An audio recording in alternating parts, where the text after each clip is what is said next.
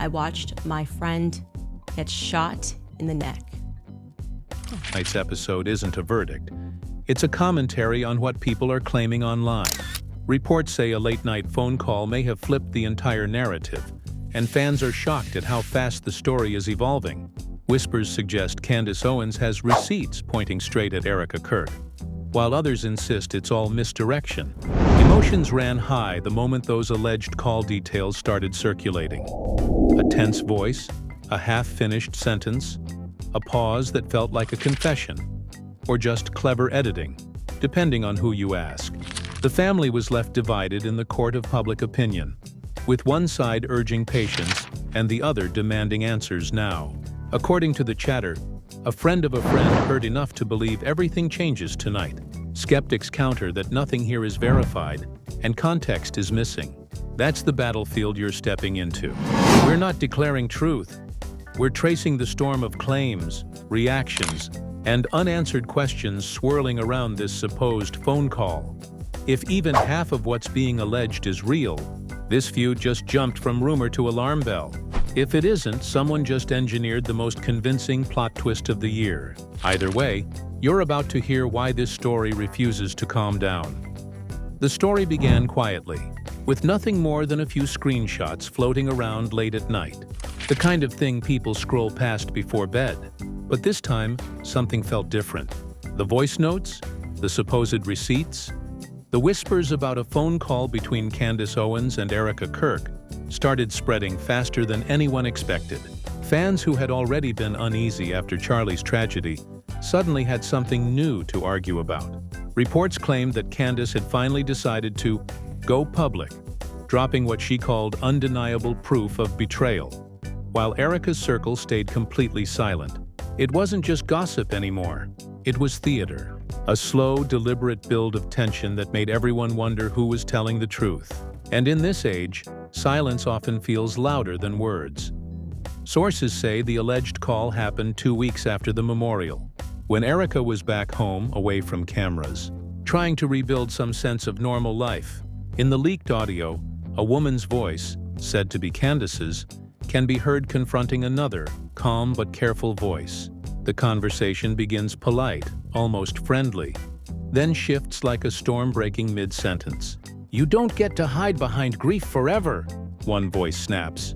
The other pauses before replying softly, "And you don't get to turn someone's death into content." It's raw, tense, and full of pauses that make listeners lean closer. No one knows if it's real. No one can even prove when it was recorded. But to the internet, facts often matter less than feeling.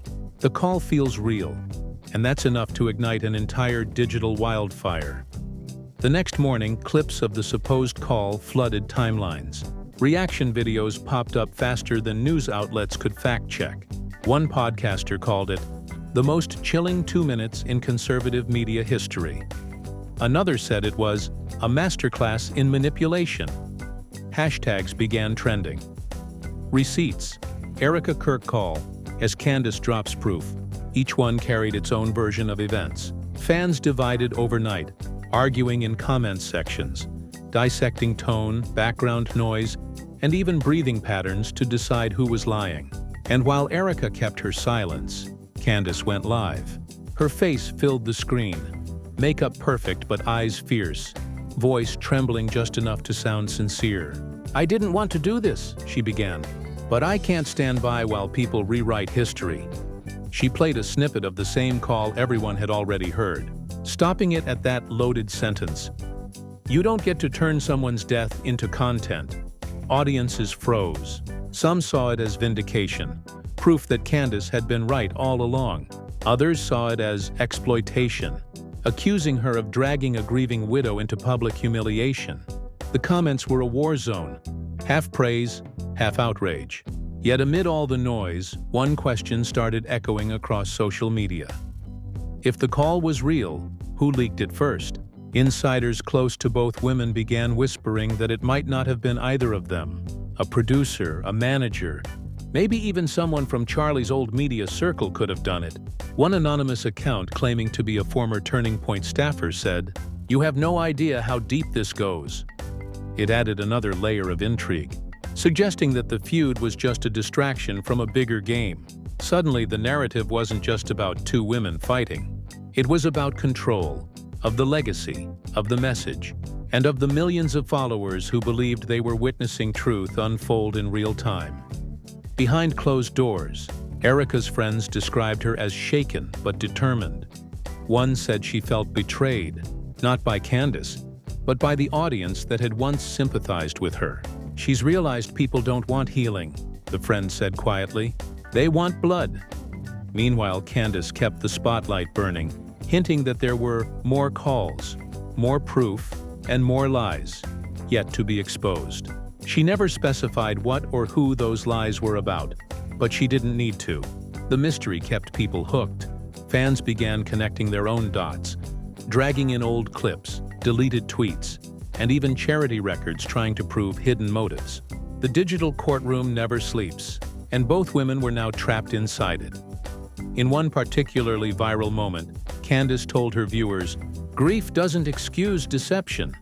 It was a sharp jab that many took as a direct attack on Erica's calm image. Within hours, Erica's lawyer released a short statement calling the audio manipulated and misleading, urging the public to respect privacy. But the internet rarely grants mercy once it smells drama. Screenshots of the statement were cropped, edited, and captioned with mockery. "If it's fake, prove it," one commenter wrote, echoing thousands of others. Even late-night hosts jumped in, parodying the supposed call with skits about who's more believable, the loud one or the calm one. And just like that, what might have been a simple misunderstanding turned into a full-scale spectacle. Every news cycle, every post, every podcast added another twist. Candace hinted she had been warned not to share the audio, but did it for truth. Erica posted a black-and-white photo of her late husband with the caption, "Love never dies," which fans instantly interpreted as a veiled response. One side saw a grieving widow trying to rise above chaos. The other saw a master manipulator playing innocent. The entire nation had become the audience of a show no one could stop watching. The most surreal part came when a third voice entered the picture. A former staff member from Charlie's team appeared on an independent podcast, claiming he recognized both voices in the call, and that the conversation had happened weeks before the tragedy. His story contradicted every timeline so far, saying it wasn't a call of confrontation, but one of warning. "Charlie was worried about internal tension," he said, his voice shaking. "He told us to keep peace between them," he said. "They're both fire waiting for a spark." If true, that meant the phone call wasn't an aftershock. It was a prelude. The revelation set off another frenzy online. Clips of Charlie's old interviews resurfaced, dissected for signs of fear, stress, or coded messages. It no longer mattered whether the staffer's story held up. It fed the perfect storm of uncertainty. The narrative now had betrayal, foresight, and tragedy woven together. And in that storm, truth became secondary to spectacle. Truth became secondary for the millions watching this feud unfold. It wasn't just about Candace or Erica anymore. It was about picking a side in an ever-expanding saga that felt bigger than real life.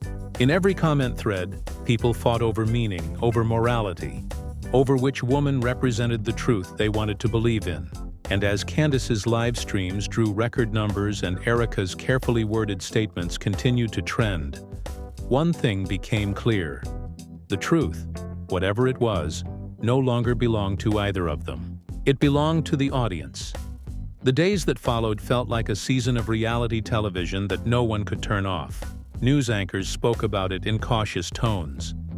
Bloggers treated it like a crime scene, and fans were glued to their screens dissecting every second. What started as an alleged phone call had now evolved into a nationwide guessing game.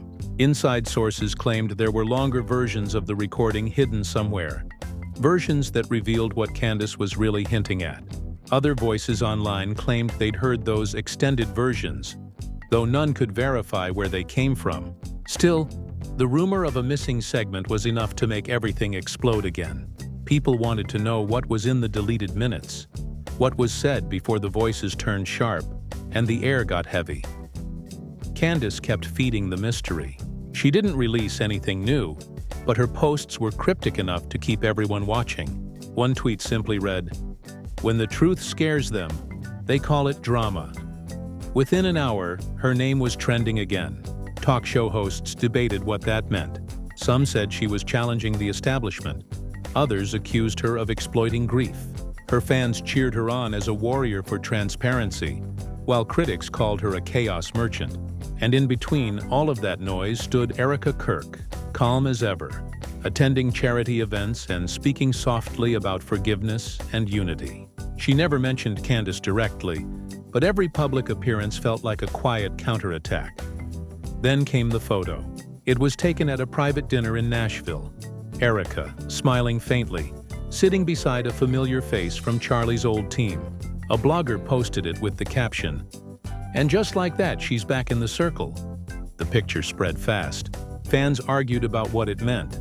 Was she rebuilding bridges or solidifying power? Candace went live the same night, voice trembling with contained fury. "You think it's coincidence?" she asked her audience. "You think people just sit around tables like that for nostalgia?" She didn't need to say names. Everyone knew who she was talking about. Her tone carried the weight of betrayal. She spoke about loyalty, about truth being buried under photo ops, about how some people wear halos made of gold instead of light. Her words hit hard, even if they weren't direct. What made this saga so addictive was the contrast. Candace's raw fire against Erica's polished calm created a narrative that wrote itself. Online, fans started calling them the storm and the statue. Comment sections split like fan clubs of rival pop stars. Theories multiplied.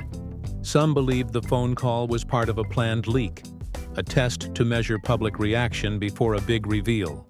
Others thought it was all psychological warfare, Candace trying to provoke a confession that didn't exist. The truth got lost somewhere between emotion and entertainment, but no one seemed to care anymore. Inside Turning Point's circle, insiders whispered that higher-ups were panicking. Sponsors were nervous. Donors didn't want to be caught in the middle of an influencer war. One unnamed board member allegedly told a journalist, "We're watching our house burn down in high definition." The organization released a short, neutral statement calling for unity, but the internet laughed it off. Unity doesn't trend. Conflict does. And conflict was the only language this story spoke fluently.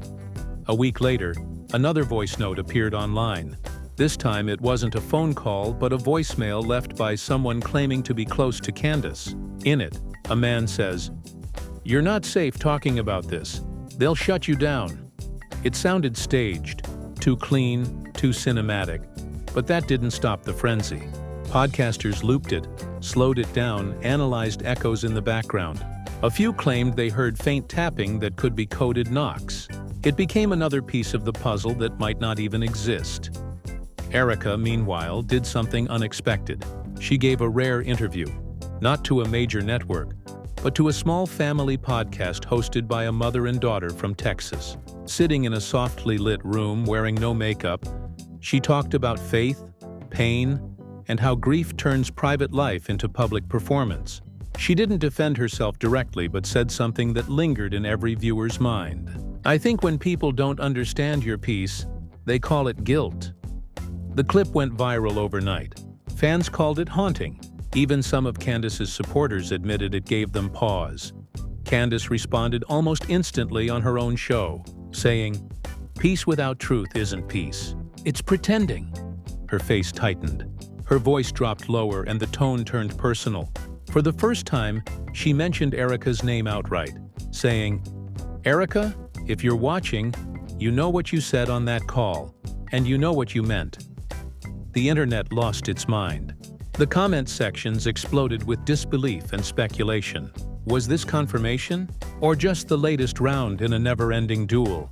People close to Erica said she watched that clip in silence, eyes fixed on the screen, lips pressed together. "She didn't cry," one insider said. "She just sat there for a long time, then turned off the TV and went back to her kids." To those who knew her, that calm was strength. To her critics, it was proof she was hiding something. As the feud reached a boiling point, even those outside their world began weighing in. Media personalities started debating not who was right, but what this feud said about the culture itself. One headline read, "Candace versus Erica, America's addiction to outrage." Another called it, "the most compelling unscripted drama on the internet." Satire accounts began posting fake movie posters with the tagline, "Based on a true story that isn't." It was clear. What had begun as commentary on rumors had become the rumor itself. And somewhere deep in that chaos, a new leak surfaced. A short, grainy clip supposedly from the night of the call showed two women in shadow, one pacing, one sitting still. No faces, no clear audio, just the illusion of confirmation. People slowed it down, brightened the footage, added subtitles guessing the words. "This is the proof," one headline screamed. Candace wasn't lying. But others pointed out inconsistencies. The shadows didn't match. The timestamp was off. The voices muffled. Still, it spread like wildfire. By the end of that week, no one could separate fact from fiction. Journalists couldn't confirm the authenticity of anything. Yet the story kept growing. Sponsors issued more statements. Church leaders called for calm. Social media analysts said the feud had driven record engagement. And through it all, Candace and Erica remained the center of gravity. Two women orbiting around a tragedy that refused to rest. In private, friends of both said they were exhausted, that neither expected it to spiral this far. One source claimed Candace had started to regret the leak but couldn't back down now. "It's not about truth anymore," they said quietly. "It's about who survives the storm." But survival in this new media world isn't about winning or losing. It's about staying visible. And for both women, visibility had become both their weapon and their curse. The night the story shifted again, no one saw it coming. A new piece of audio began circulating. 3 blurry minutes uploaded anonymously with the caption, "The full call, unedited."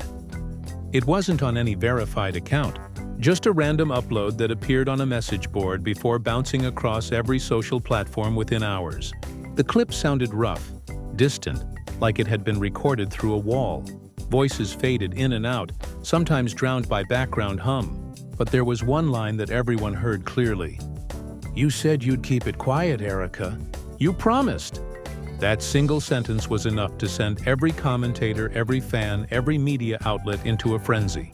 The internet treated it like gossip. Within an hour, podcasts went live. Some hosts said the clip vindicated Candace.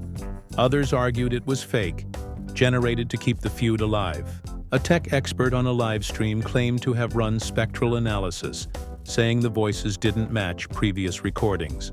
A few skeptics insisted it was all part of a distraction campaign. But by then, no one cared about verification. People were hooked. The drama had become its own entertainment loop. Every denial, another reason to dig deeper.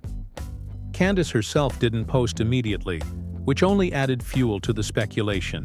Fans begged her to confirm it. Others accused her of dropping it secretly to keep her hands clean. 24 hours later, she finally broke her silence in a live stream that shattered viewer records. Sitting in a dimly lit room, eyes heavy, voice slower than usual, she said, "I didn't leak that, but whoever did, they're closer to the truth than anyone wants to admit." The audience erupted. Comments flew by too fast to read. She didn't elaborate. She didn't need to. Her tone said everything. Meanwhile, Erica Kirk appeared at a church fundraiser the same night. Reporters shouted questions as she arrived, microphones crowding her path. She didn't stop, didn't comment. But inside, according to people who were there, she broke her silence for the first time in weeks. Standing before a small audience, she said, "We can't let pain be sold like gossip. Grief isn't a show." The room went silent. Some in the audience wiped tears. Others pulled out phones, recording every word. The clip hit social media by morning. Reactions split instantly. Candace's followers called it damage control. Erica's supporters called it grace under fire. Hashtags turned into battle cries. Team Candace, Team Erica, Truth Call, fake receipts. The feud had evolved beyond the women themselves. It was now a digital civil war, fought with reposts, edits, and stitched reaction videos. Influencers on both sides cashed in, posting breakdowns and exclusive timelines with dramatic background music. Inside their personal circles, things got worse. An unnamed friend of Candace told a tabloid, "She's losing sleep, re-listening to that call every night. She swears there's a part no one's heard yet." Another source close to Erica said she'd started keeping her phone off for days, afraid that every vibration meant another leak. People who once shared dinner tables and family photos now exchanged messages through lawyers. Then, something strange happened. A series of old text screenshots between Candace and Charlie Kirk began surfacing. The messages weren't scandalous, just friendly, but they showed warmth. Jokes, late-night ideas, mutual respect. Fans said it humanized her, proof that her outrage came from loyalty, not jealousy.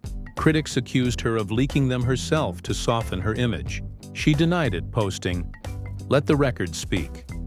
What made it all more surreal was how the mainstream media began treating the feud like a political story.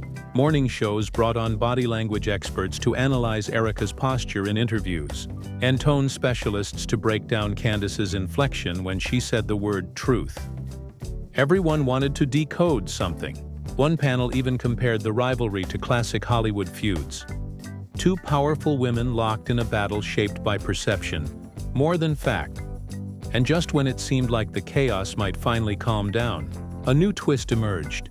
An independent journalist claimed to have obtained the original recording file from a whistleblower in Utah. They said it contained metadata proving that the file had been edited, cut, and reassembled days after the alleged conversation.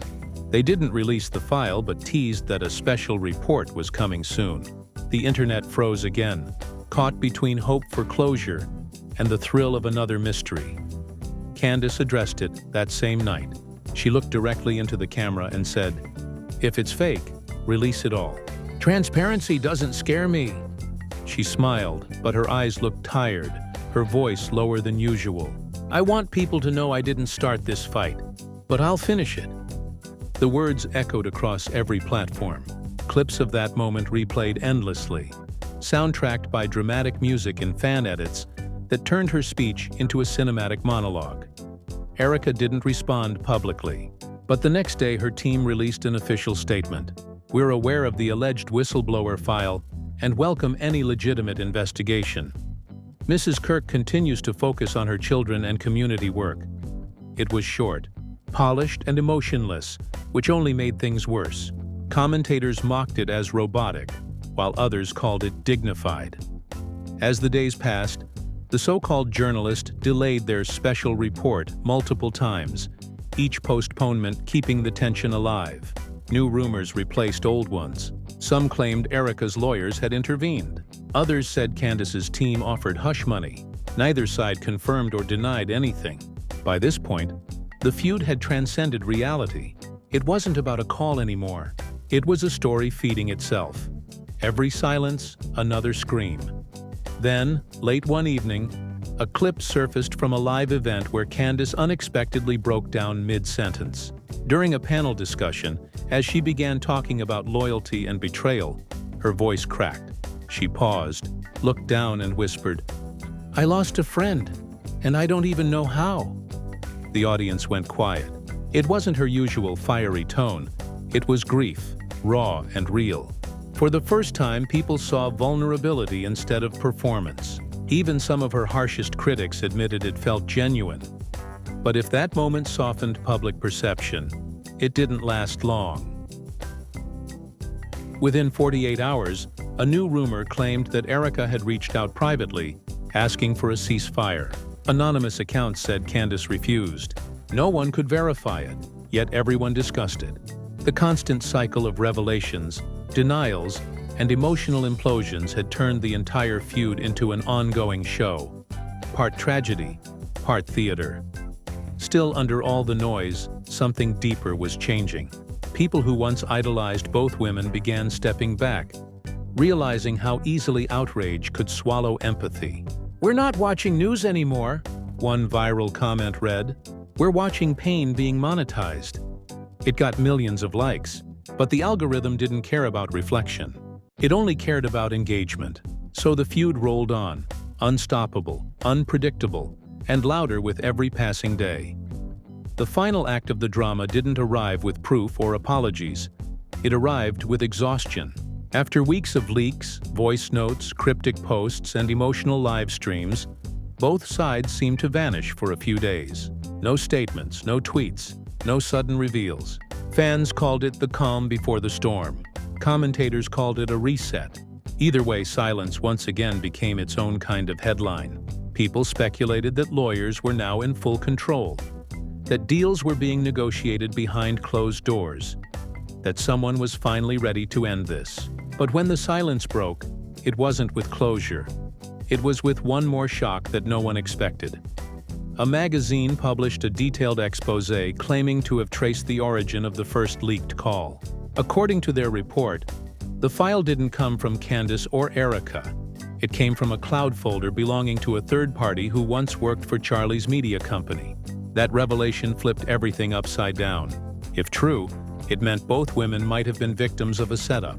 The publication didn't name the source, only hinting it was a disgruntled insider who wanted to expose how grief had become a spectacle. But by the time people finished reading the article, it hardly mattered. The damage had already been done. Candace returned to her show the next day, her tone different, calmer, almost reflective.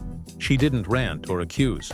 Instead, she talked about friendship, loyalty, and how fame turns truth into currency. "People want the soundbite," she said quietly. "They don't want the silence that follows it." Fans noticed her shift immediately. Some praised her growth, others called it a performance. The clip went viral anyway, not for its content, but for her final line, "If this was a setup, then we both got played." It was the first time she'd said "we," including Erica in the story rather than standing against her. Hours later, Erica appeared at a memorial event for the foundation she'd launched in her husband's name. She spoke gently, holding a candle, surrounded by families who'd lost loved ones to violence. Near the end, she said, "People confuse calm with guilt, but sometimes calm is just survival." The line spread across social media in minutes. For the first time since the feud began, both women were trending together, not as enemies, but as symbols of how public grief can twist into something neither person controls.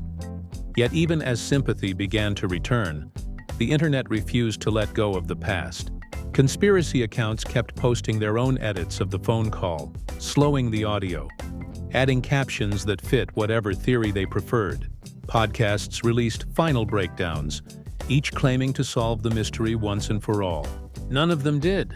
By now, the feud had become less about fact and more about faith. Faith in whichever version of the story you wanted to believe. Behind the scenes, people close to both women confirmed that lawyers had indeed spoken. Not to sue, but to create distance. An agreement was reached to avoid mentioning each other publicly for a set period.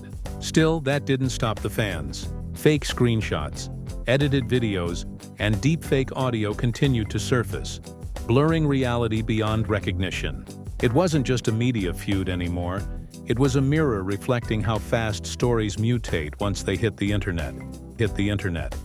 A week later, Candace posted a long message on her private channel. No music, no edits, just her face, tired but clear-eyed. "I've learned that truth doesn't go viral," she said softly. "Drama does, and maybe that's on us, all of us." For once, her tone carried no accusation, only weariness. It felt like an ending, or at least a surrender. Erica never replied directly. But that same night, she uploaded a short clip of a flickering candle with the caption, "Forgiveness isn't weakness." To most people, that said everything. In the days that followed, public interest started to fade. New scandals replaced old ones. New rumors replaced theirs. But traces of the feud remained everywhere.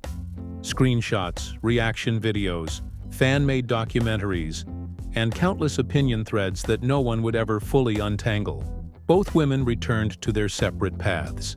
Candace back to her commentary, Erica to her charitable work. They existed now like parallel lines, close enough to be compared forever, but never touching again. The final twist, though, came quietly. A journalist from that same magazine released a small update buried deep in an online column.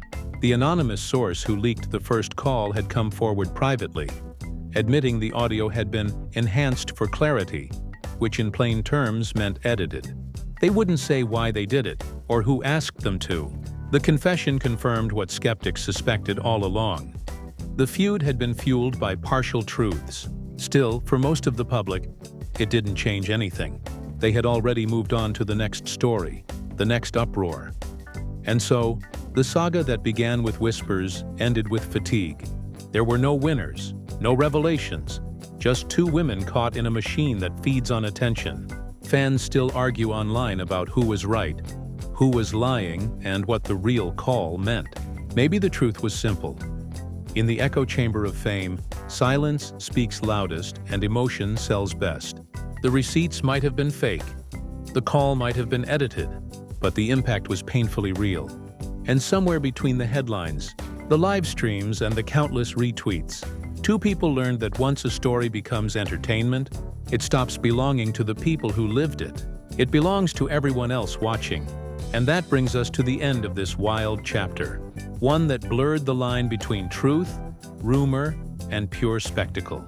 From the alleged phone call that started it all to the online chaos that refused to die down, this story became bigger than Candace or Erica. It became a reflection of how fast outrage spreads and how slowly understanding follows. But the question still lingers. Were those receipts ever real? Or just a carefully engineered illusion? Did someone set them both up? Or did emotion take the wheel and never stop driving? Whatever you believe, one thing's certain.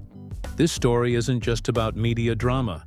It's about what happens when grief, loyalty, and power collide in public view. And maybe, just maybe, it's a reminder that sometimes the loudest voices aren't the ones holding the truth.